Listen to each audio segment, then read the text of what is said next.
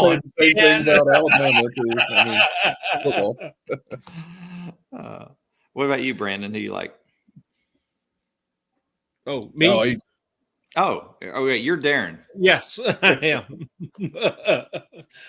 I take the confusion as flattery, though. I'm I need to recenter myself. You're still going everywhere mentally. You're still right. It's time for the Brew and Shavers Sports Podcast.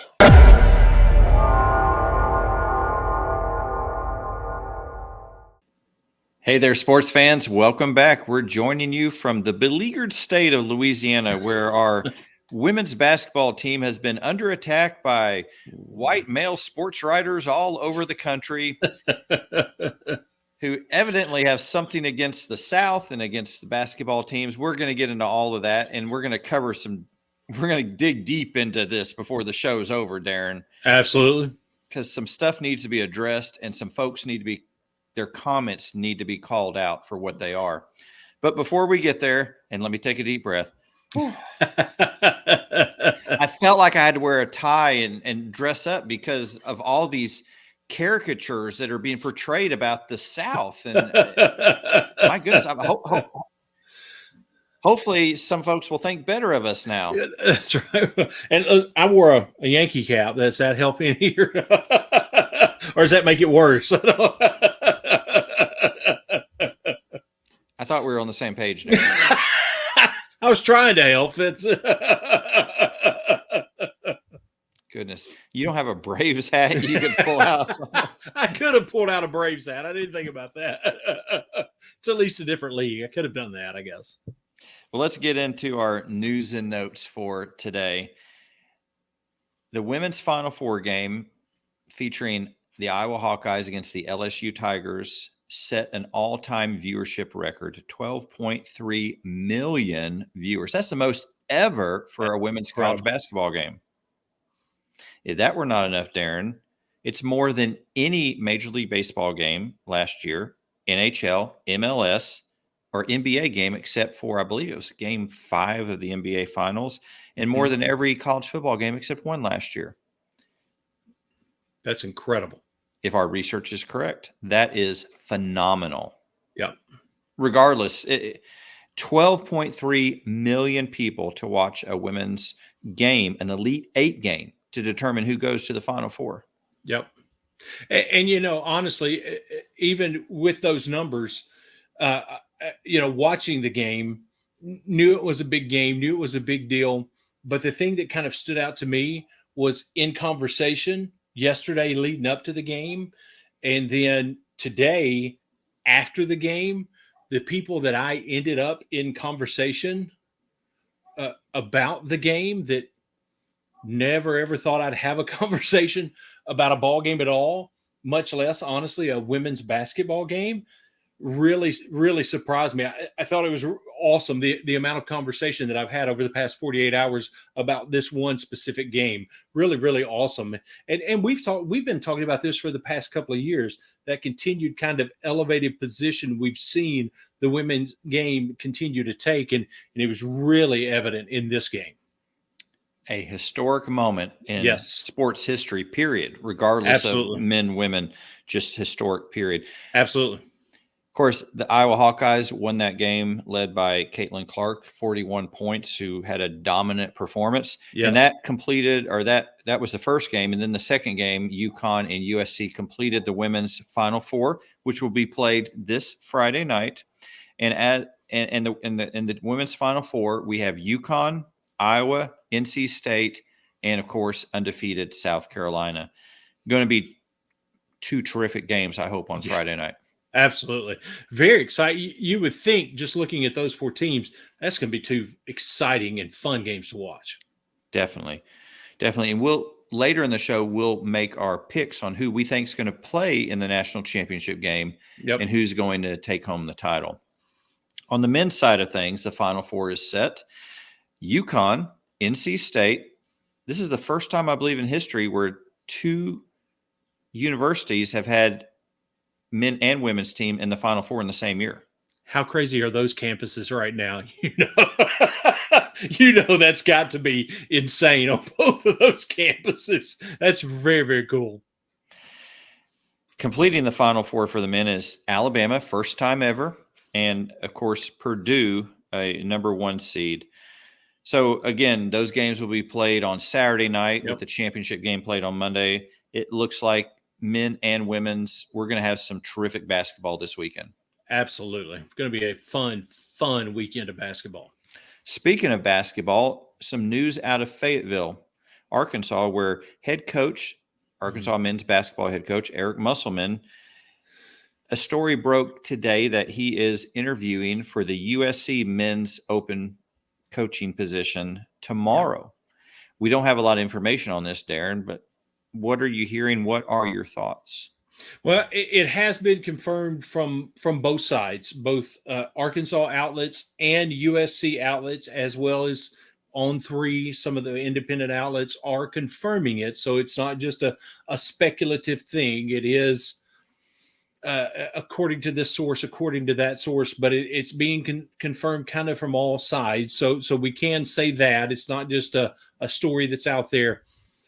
But as far as thoughts, my first thought is don't get it. With the success that he's had in Arkansas, yes, it's been a down year. I do understand that. It's a down year that nobody, including him or the team, saw coming, obviously, because they were very much being seen as a team that was considered to be one of the top teams in the league coming into the year. But even with all of that being said, this seems it doesn't make sense if it's a reaction to the year or if it's a reaction to how the fans treated the year. It's a gross overreaction. That's the only way I think you could describe it.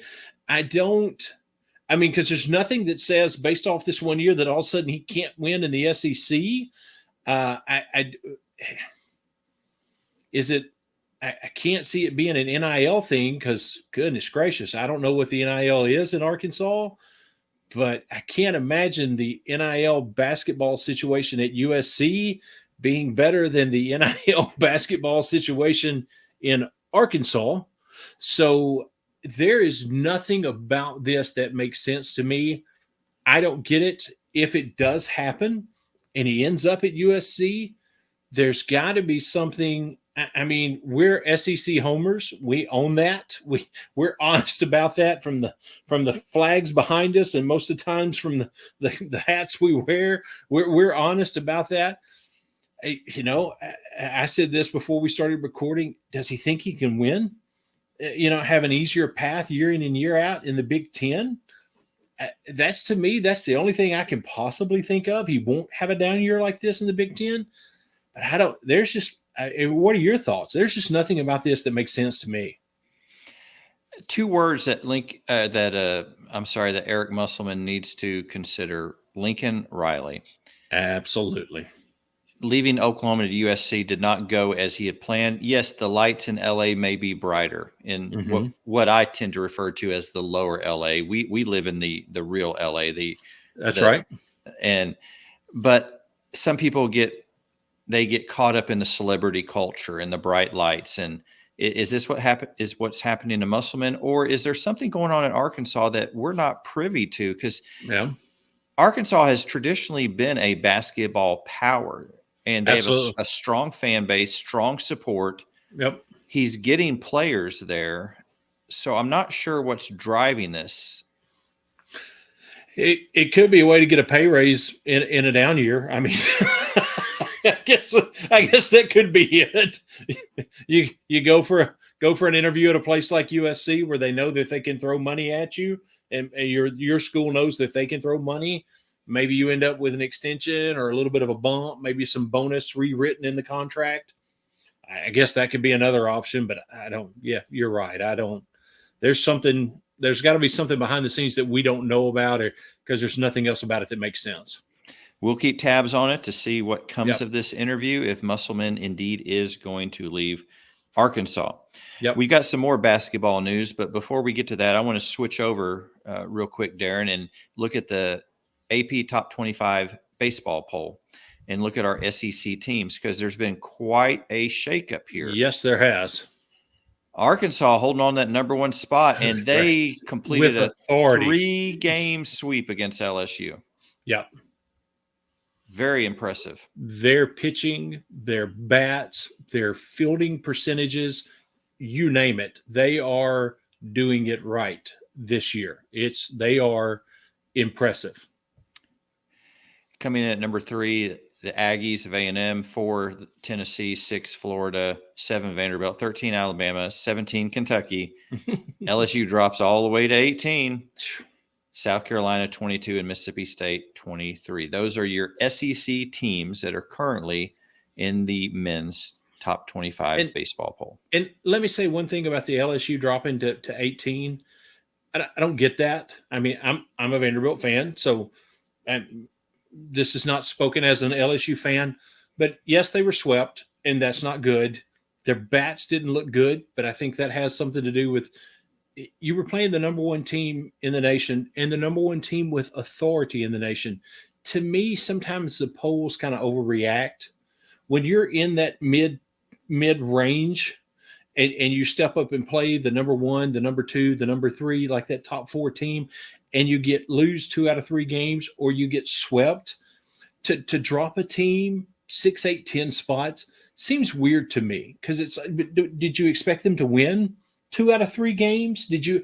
I don't understand that. If you're at 8 and you drop to 10 or 11 because you expected them to be closer games, okay, I get that. But that drastic of a drop because you got swept by the number one team in the country, it seems a little weird to me. But just wanted to throw that out there. I think that's a bit of an overreaction. Just my 2 cents worth. No, pollsters never overreact to anything. No, it's never happened once. Let's segue back to women's college basketball. We're joined now by Brandon Lack, who's been a part of our show throughout the tournament, men and women's side. So thank you for coming back for another episode, Brandon. Thanks, guys.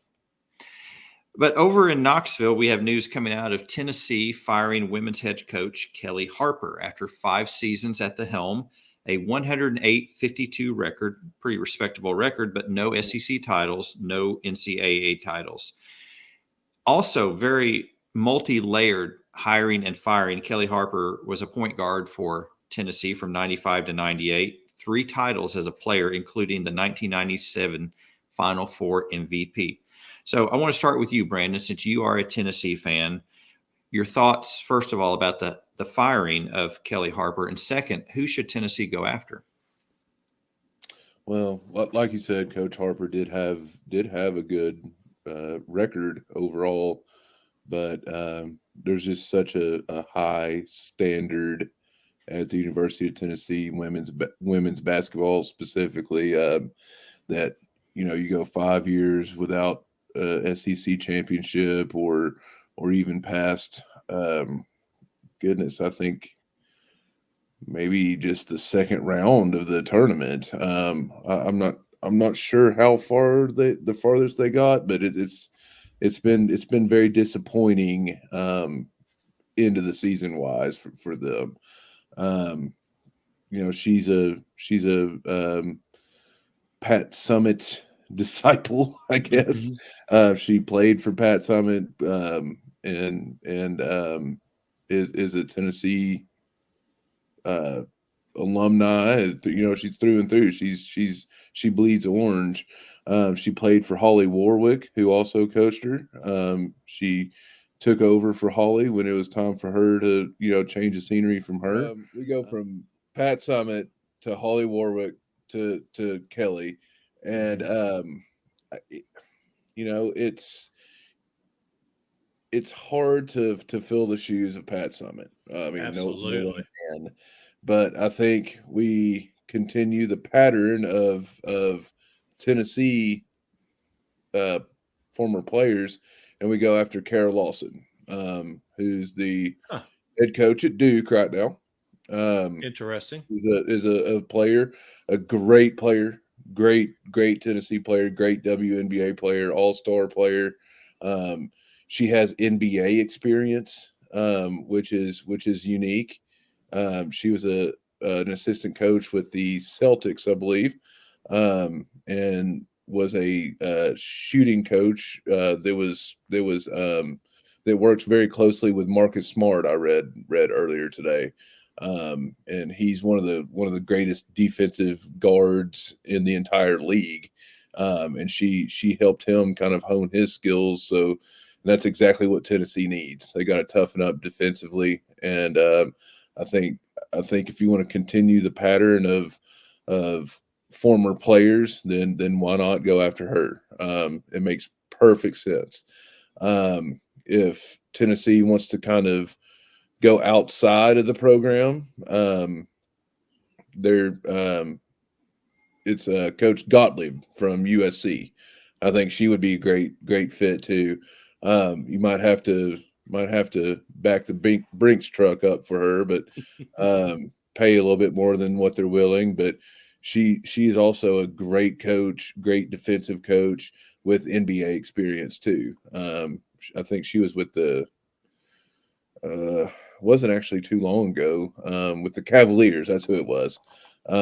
So I mean, those are two people that I think they should pursue heavily. Outside of that, you've got Vanderbilt's head coach would not be a terrible choice. You watch your mouth. That's I a know, no. right? That's a Yeah, no. they could, go after in-state coach. Yeah. I'm not. I can't recall her name though. But I told that's you one. I had your back. I'll forget a name. Shay Ralph. There you go. There you go. Yeah, Took me see, a minute. that wouldn't be a bad choice either. And Um, she's from a winning program. Coming from UConn. I mean, she knows mhm, yeah. winning So programs. So yeah, that's exactly what I was thinking. She came from UConn. If yep. you can't have if you don't, it ends up where you can't get someone from Tennessee, why not go after someone from a program like UConn for Yep. sure that has ties to that. So my number one choice would be Kara Lawson, for sure. I think that makes perfect sense. I'm sure she would love to come back to Knoxville and be the head coach. So fingers crossed it's Kara Lawson for me. Do you think she can emerge from the shadow of Pat Summitt? No, I mean that's tough. I think she could. I think people have a high opinion on her because that she played for Tennessee and was a great player and learned from Coach Summitt. I'm not sure if that's like too much pressure because it's been a lot of pressure for Holly and Kelly. But I think someone like Kara Lawson could potentially break out of that and make her own mark. And I don't know. she's established herself as well at a program like Duke. So that could Exactly. help. That could help And some. and they started out rough with her. I think her first year was like 2019. They didn't have a great season. Then the next season, COVID hit. But the last two seasons, they've done well. Especially this past season, they made the Sweet 16. So I mean, she has continuously improved. She's gotten better and better and better and better in her short time at Duke, and so I think she's on a path that is going to make her an elite coach one day. And why not do it at Tennessee? I just think it makes perfect sense for her to come back to Knoxville. She might not want to, but because of the whole Pat Summitt thing, but yeah. I think it just makes too much sense. And I think it makes sense to be hearing you kind of describe it.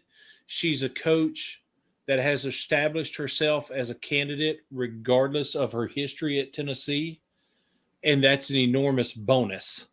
If that history at Tennessee becomes a bonus, to me, that probably gives her a better shot than either of the previous two coaches there. And I think if you've got a tie to Pat Summitt and you get the call to come back to Tennessee, I don't see anybody saying no. I'd be shocked if they want her. I think she comes back. I'd be genuinely stunned if they call and say, "Hey, want to come back?" I assume she does. I would be genuinely surprised. Yeah, I would be. I would be so happy. I mean, and the entire Tennessee fan base would be. They just remember. I remember watching her on TV when I was young, watching her play for Pat, and I mean, in on those really, really good teams they had, and man, I just think it would be just so nostalgic. It would be great. It'd be great. Tennessee still remains one of the premier coaching jobs in women's basketball, and if Tennessee is good, it makes women's college basketball better. So absolutely. So we're hoping that comes about. They find the right person, and Tennessee starts trending in an even better direction. Kelly Harper did a great job, but no Tennessee fans. There's a high standard set by Coach Summitt. And Brandon, I remember the days in the early '80s. You remember Tennessee and Louisiana Tech playing for national titles. Absolutely. So, and I think there was a point guard for Louisiana Tech named Kim Mulkey during that time. Exactly. Yeah. I wonder if they. I haven't looked it up or anything, but I know that Tennessee's first national championship was in '87. I know that. Was Mulkey playing then, or she? No, Tech. It was before that. Tech won in '82. Yeah. 82. 82. I see. Yeah. Mm-hmm. Yeah. They probably had some clashes though, for sure. Oh yeah. Because Tennessee was definitely good before then. They just hadn't won a national championship yet. Right. Well, we will keep tabs on that, and as that search continues, let's go ahead and pause right now for this week in sports history.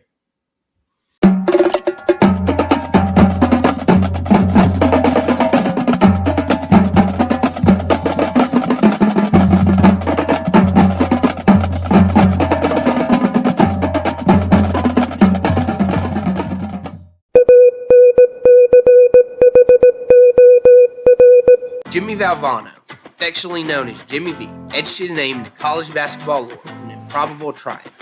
As the head coach of the North Carolina State Wolfpack, Valvano orchestrated a remarkable journey during the 1983 NCAA Division I men's basketball tournament. Facing formidable odds, the Wolfpack embarked on a thrilling path to the championship.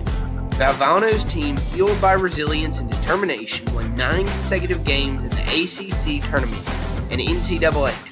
6 of these victories were secured by a mere margin of 3 points or less. The pinnacle moment arrived in the national title game against the heavily favored Houston Cougars. With seconds remaining, the score stood at 52-52. Then in a heart-stopping finale, Lorenzo Charles soared for a buzzer-beating dunk, sealing a 54-52 victory for the Wolfpack. The exuberant celebration that followed, with Valvano racing across the court in sheer joy, remains etched in basketball history. Jimmy V's legacy transcends the hardwood. In that magical season of 1983, Valvano and his Wolfpack etched their names in a tournament, proving that dreams can indeed come true on the grandest stage of college basketball. Oh, thank you.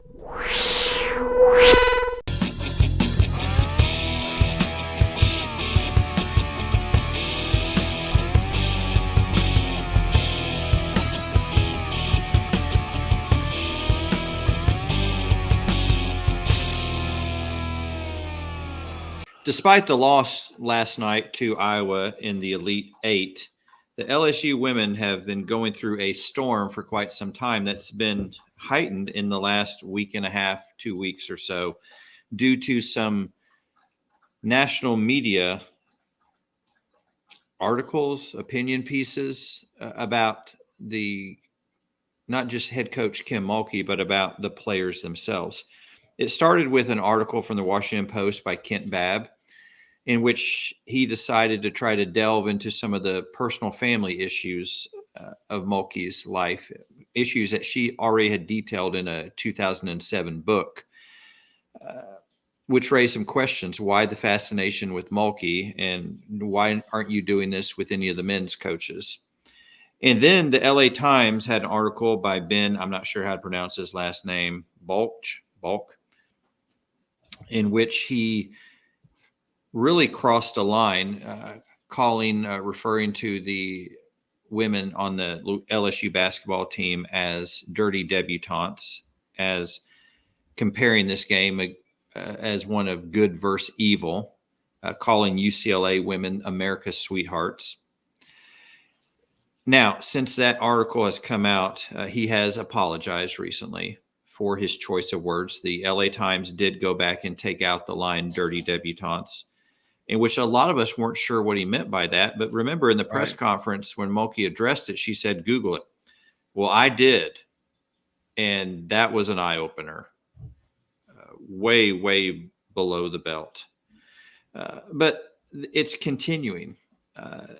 In fact, people like Doug Gottlieb, I hadn't heard from him in years. I guess he's with Fox Sports, defending the LA Times writer for his piece, and saying no one likes LSU women because, and here's the 4 reasons he gave, and I want to address each one. Number 1, you buy another player to join your team. He's referring to Haley Van Lith. Yeah, welcome to NIL, Doug. It's happening everywhere. Mm-hmm. Every team is doing this. Why single out LSU? Why be so selective in your indignation? Secondly, he says the LSU players run their mouths constantly. Again, selective indignation. Yep.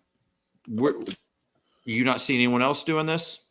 Competitive college athletes. I mean, exactly. They all talk trash. Every one of them. Exactly. I mean, like, come on. Yep. Number 3, your coach is despised. Not in Louisiana. Yeah, right. I mean, yeah, that's a matter of geography. She is a polarizing figure that she's kind of a love or hate type personality, but I think it's more of a love than hate.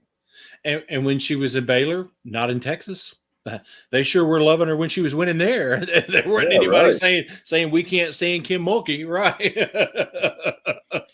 If Gottlieb wasn't, and this is an opinion piece, he's entitled to his opinions, right? But it became very clear his feelings for Mulkey. I mean, when you make a statement like that, a strong statement about another human being, and then number 4, he said, anytime somebody's critical of you, talking about the LSU players, you go to the sexism/racism card. Well, Doug, I need to say something about this. I looked up misogyny in the dictionary, and I'm from Louisiana, so you probably see me as a little below your level, but I did look it up in the dictionary, and it says hatred of, aversion to, or prejudice against women. Now, when you do that to a black woman, it becomes racism. When you look at some of the stuff that's been written after last year, the national championship game, and the names that Angel Reese was called and the things that were written about her, how can you not say they were not sexist? They were not racist. Sexism is fostering stereotypes about women.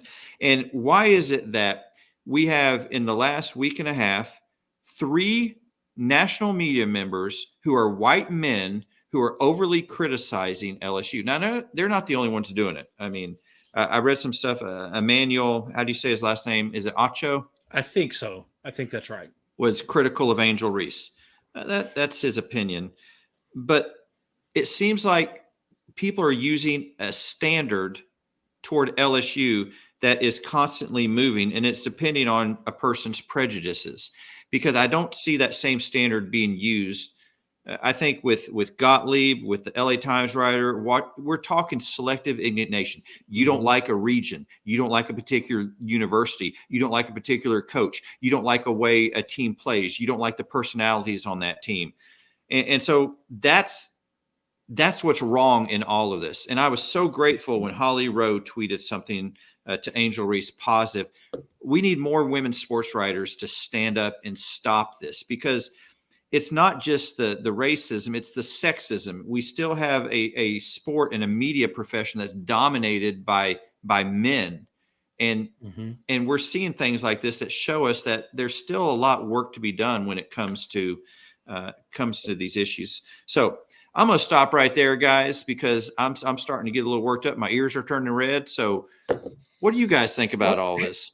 I want to step in and just say one thing very, very quickly, and then Brandon, definitely want to get your feedback and thoughts as well. But you know, the sexism part of it, the thing that keeps jumping into my mind is take everything that Angel Reese has done, everything she said that has gotten a backlash, things that she's done on the court that's gotten a backlash, take her out of it and set LeBron James in it.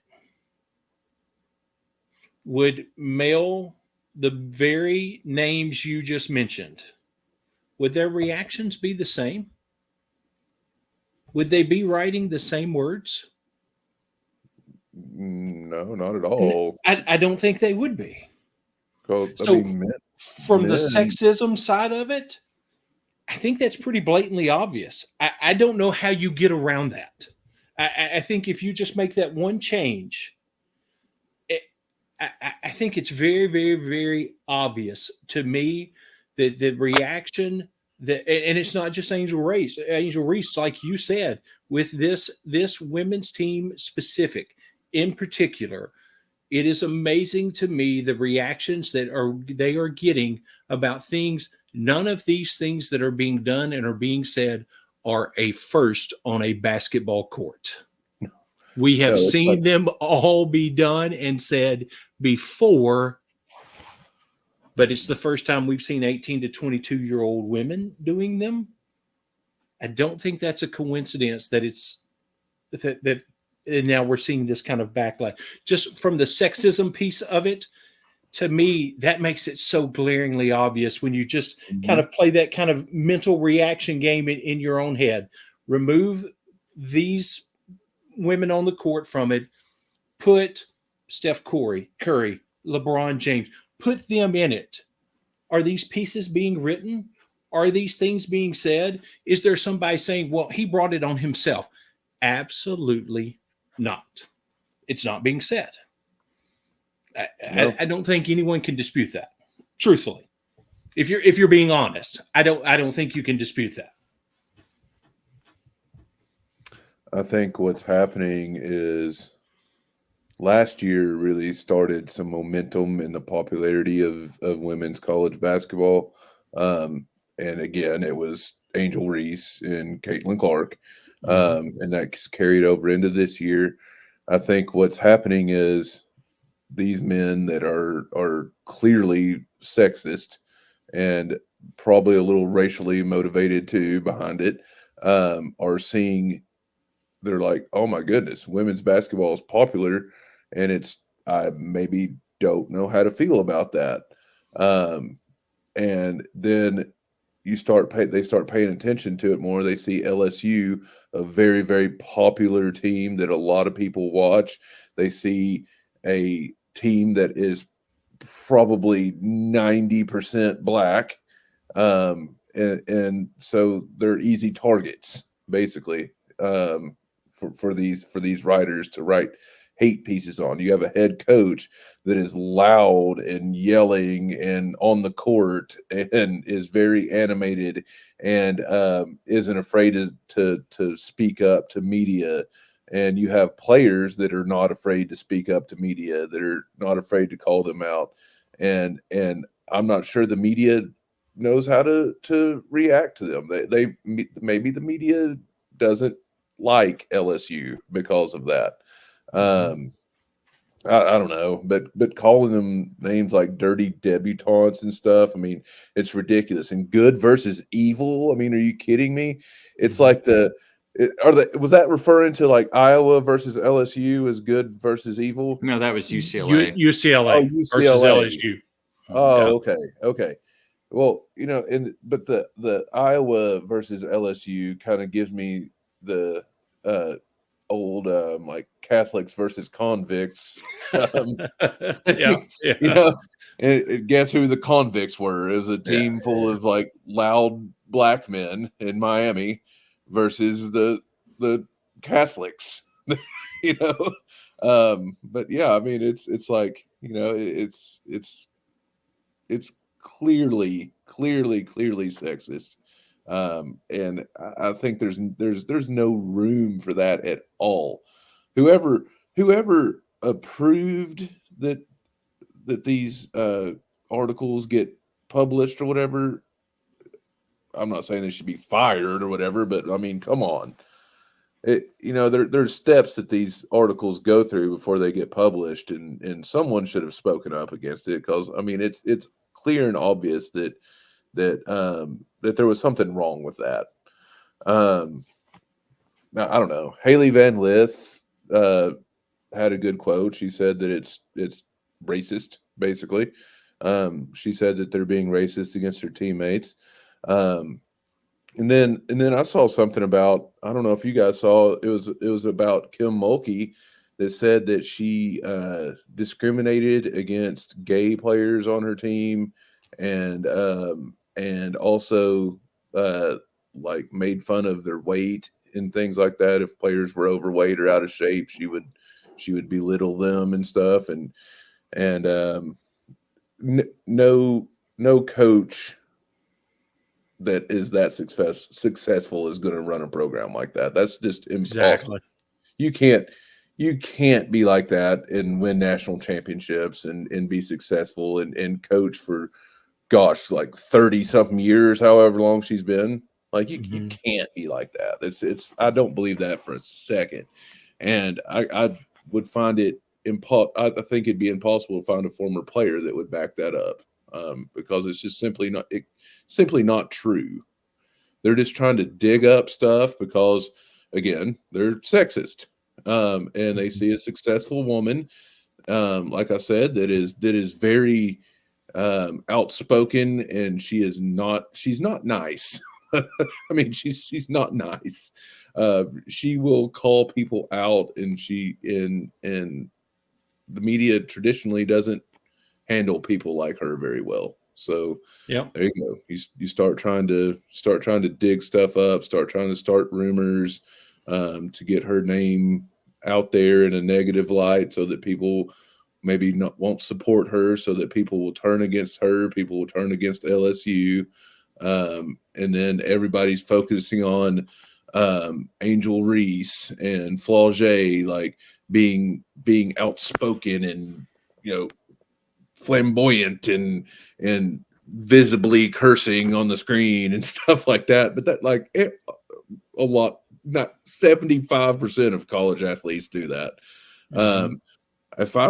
When I recall, I'm also a West Virginia fan. I recall a close up of Caitlin Clark getting a layup and torching somebody on West Virginia, and then screaming the F word. But no one mentioned that. But whatever.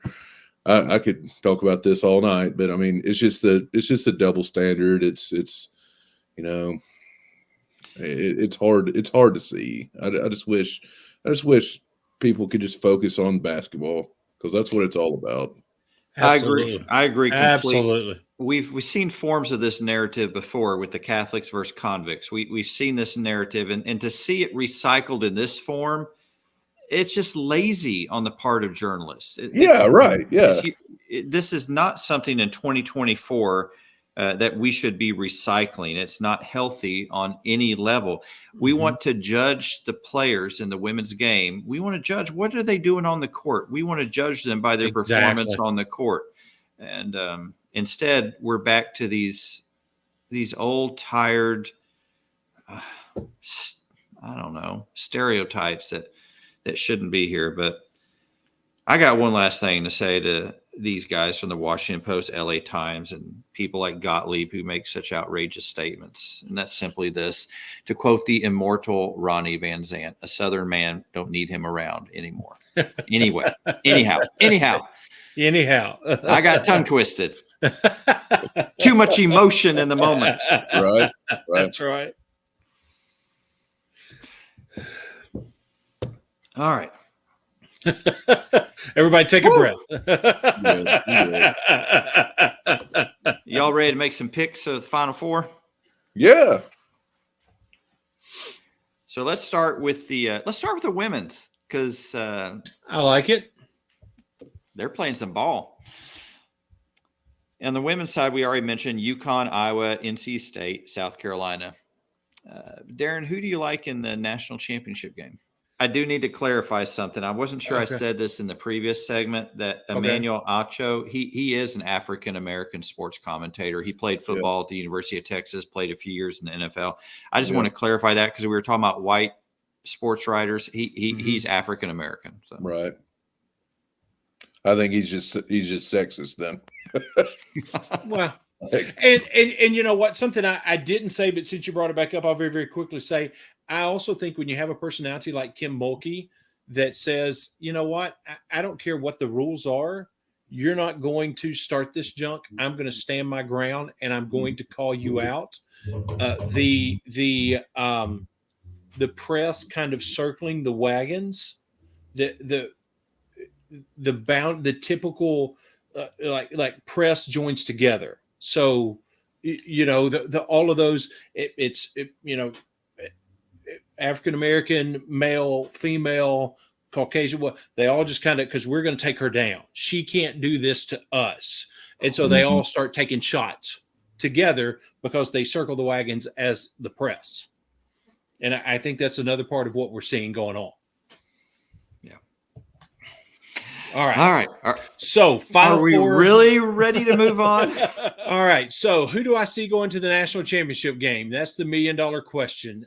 I think it is going to be, and I hope I'm saying this right, because we've got UConn, Iowa, South Carolina, NC State. Is that correct? I think we have South Carolina, Iowa in the national championship game. Brandon? I'm going to go with South Carolina, UConn. I think I'm going to join Brandon. I'm going with South Carolina, UConn. Gino, I saw his press conference. Was it today? He's up to his own old shenanigans. He's in the groove, so look out. He is. Paige Beckers is playing lights out. I think the Iowa UConn game is going to be a classic. Absolutely. But I think UConn just overall is just too much to handle for Iowa.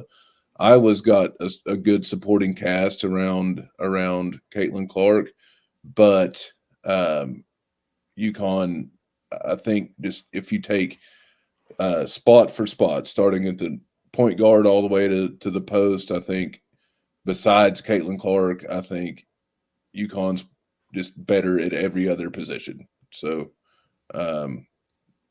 it just depends on if basically it comes down to if Caitlin Clark channels, Kobe or Michael Jordan and scores 50 points, which is very well possible. I think unless she has an all-time great game, then UConn's just a little too much for them. So, how about the national champion? Who do you like, Brandon? Who's going to be our national champion on the women's side? Just South Carolina again. I mean, boring. Year after year, I apologize for him, Coach Staley. I apologize. That sounded kind of sexist. Oh, did it? Right. Sorry. Come on. I say the same thing about Alabama too. I mean, football. What about you, Brandon? Who do you like? Oh, me? Oh, wait, you're Darren. Yes, I am. I take the confusion as flattery, though. I'm I need to recenter myself. You're still going everywhere mentally. You're still right. I tell you, one of the reasons why I am looking forward to is South Carolina, Iowa. both of those winning and being the national championship is honestly, I'm looking forward to 2 years in a row. This really honestly doesn't even have anything to do with Caitlin Clark per se, but 2 years in a row, all of the conversation being about Iowa just to see an SEC team win the championship. So I think that's what's going to happen again. Cool. I that'd think be South great. Carolina. I think South Carolina is going to win over Iowa and be the national champion. What about you, man? I'm going with South Carolina. They have a chip on their shoulder when it comes to Iowa from last year because it was Iowa that knocked them out of the tournament last year. Exactly. So let's go over to the men's side of things where the Final Four is set. We have UConn, NC State, Alabama, and Purdue. Brandon, who's going to the national championship game?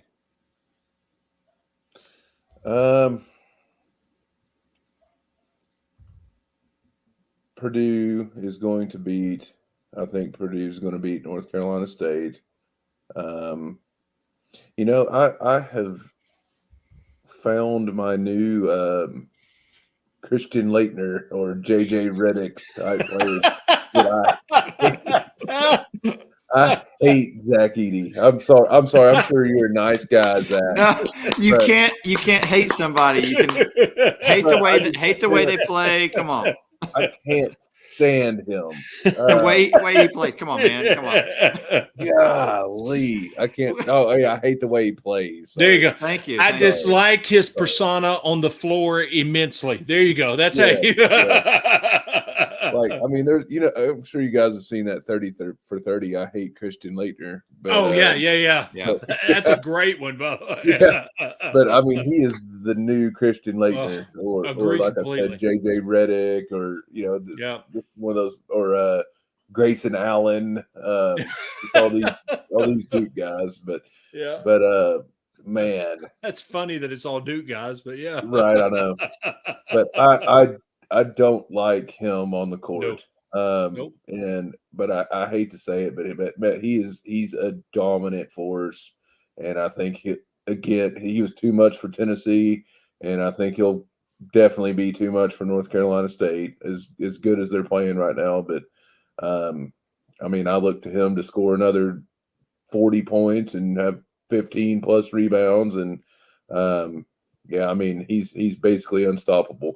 DJ Burns is a great player. I think he'll match up well against him physically, but he's just Zach Edey is just so tall and big and has good skills. He's a skilled player, and he's efficient, and has good footwork. You name it. I mean, he's a force. And he'll be too much for North Carolina State. Other side, it's UConn, and I'm drawing a blank now. UConn and Alabama. UConn. No way. I'm not cheering for Alabama. Tennessee fan forgets Alabama's in the Final Four. Yeah, I don't buy it. Yeah. UConn's got it. For the same reasons, kind of like the UConn and Iowa matchup on the women's side. I think UConn just position for position is just better. They are a great team, and they're suffocating. They get a 5-7 point lead, and they just sit on it, and they don't allow and then it just continues. They're suffocating. They're dominant, and I think that they'll actually win the national championship. I think they're the one team that'll figure out Zach Edey, and I think UConn will win it all. Well, UConn's got their own big man to match up with Edey. Exactly. Yeah. Donovan Clingan is a monster. He's I think he's like 7'2". So I mean, he's got great height. He's not quite as strong as Edey is. I mean, Edey's 300 pounds, but he's got more finesse than Edey. He's going to stretch it. He's going to keep Edey out of the paint defensively. Because Clingan's got an actual jumper that Edey doesn't have. So I think that'll be the kryptonite right there. And UConn will win. Who do you like, Darren? All right. Well, first of all, I was just checking my phone here. Breaking news: Edie just signed an NIL deal with Camping World because he just sets up camp in the key right in front of the basket, and nobody ever calls a 3-second. I'll have one of those giant Yeah. 5-person Yeah. tents set up for him, so he can just. You kept saying Yes, he's a monster in the middle. Well, yeah, he just goes and stands there, and they never count. He was never. I think at one point he just stayed the entire second quarter. What's the old play like Snowbird when one guy just stays down at the other end? I think he just did that. I don't think he moved out from under the basket the second half of the first half. Whatever I'm trying to say.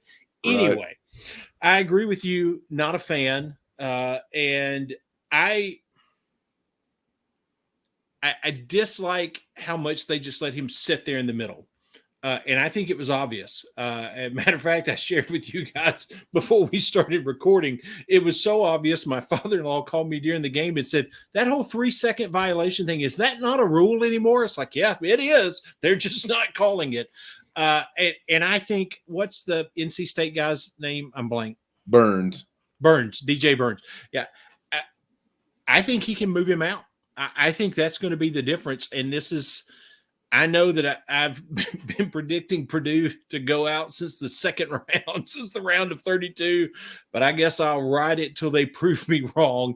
I think NC State beats them. On the other side of the coin, I've been predicting UConn to go out since I think the Sweet 16, and oops, 30-0, 30-0 run. Whew, messed that one up. So I think I'm going to follow your lead on this one, Brandon. Man, I think UConn wins their Final Four game, and I think we're going to see back-to-back national championship for UConn. They are just dead gum. They are so good, and I just don't see from every angle how you can argue that they're not. They are so impressive, and as incredible of a story as it would be to see an 11-seed NC State win a national championship, I do think they can beat this Purdue team, but I don't. Unfortunately, I think if they beat Purdue, I think UConn has the ability to make it a pretty boring national championship game. Honestly, if they're playing NC State, I think NC State or UConn is a definitive.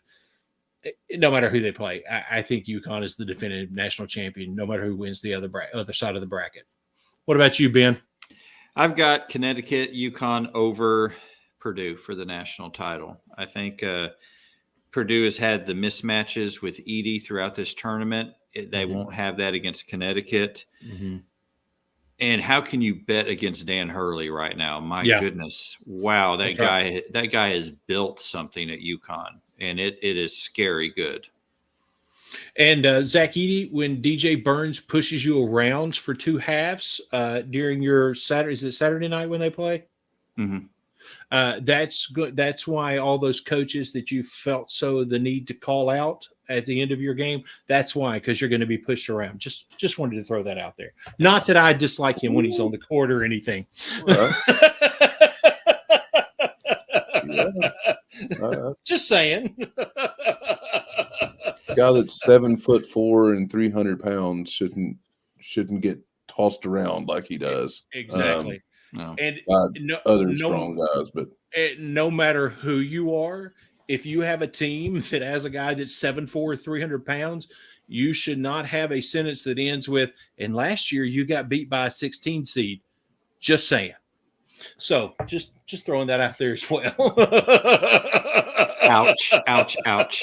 Let's get an update on our bracket challenge, Darren. Who do we got leading the way? All right, so our top 5 right now are you, sir, at number 5 or number 1, even though your national champion is at Houston is here. And are you talking about Brandon? You call Brandon? No, Me? you, sir, are number one right now. Well, I Even got an email this week from some other place that said my bracket was busted and I should give up even talking about sports. your bracket is busted, but you are still in number one. What's that say about? Oh my goodness! However, that being said, our next three are the three that still have their national champion intact, so they have the ability to bump up and bump up quick.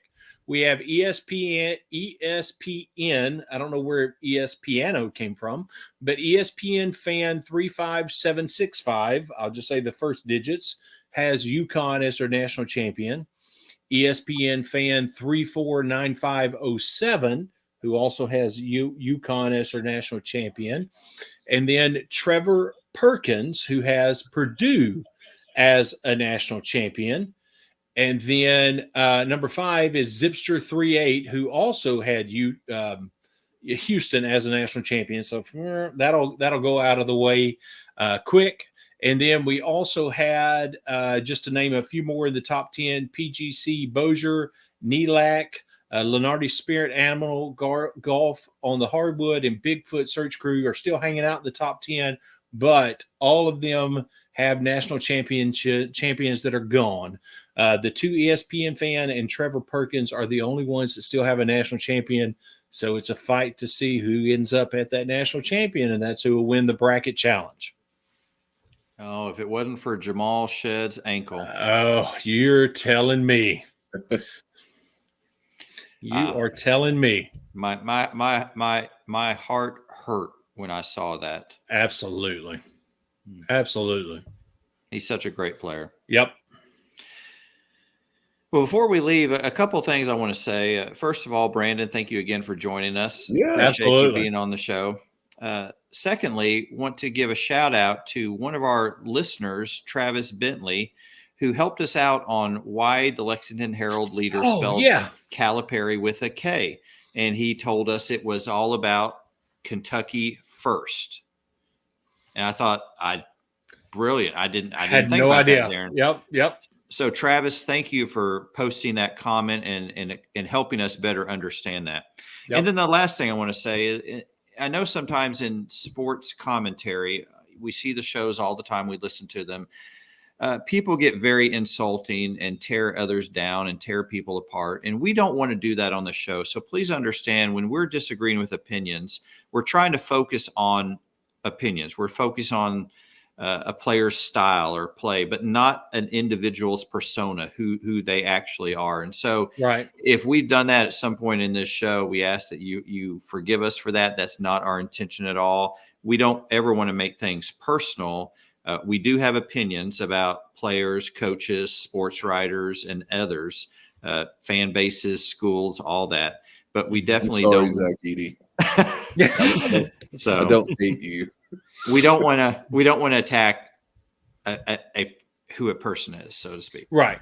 And to your point, the exact thing that we do is we have a bunch of fun talking about sports, even when we talk about not liking Zach Edey on the floor, or I made the point about the coaches that overlooked you, stuff like that. But Brandon, let me point in the right direction, enormous Tennessee fan, me, big Vanderbilt fan. But we laugh. That's all within sport. We laugh and cut up. It has nothing to do with us as people, as persons. We enjoy one another, get along. Has nothing to do with us as people. It's just the sport of it, where the back and forth and having the fun about as fans. And that's the difference. Right. And I think being the point you're trying to make. And I still maintain that Dallas Turner's hit on Jaden Daniels was late. Mm-hmm. And as a Vanderbilt fan, I'll chime in. Jeff Green traveled also. Thanks again for watching. New episodes drop. This week dropping Wednesday morning. Yep. So look for us at your convenience on whatever podcast platform you listen to, or you can watch us on YouTube. Again, thank you for your support. Hit that like, subscribe button. Leave us a comment, what you liked, what you didn't like, and we'll be happy to address that. We appreciate you so much for your support. And until next week, y'all take care. Have a great week. Thank you for making the Brew and Shaver Sports Podcast your go-to sports show. Be sure to subscribe, rate, and review our show if you haven't already. Your feedback is so important. Let us know what you think about this week's show. Send an email to brewandshavers@gmail.com or a text to our text line 318-390-3599. We look forward to hearing from you. Thank you again for listening to the Brew and Shaver Sports Podcast.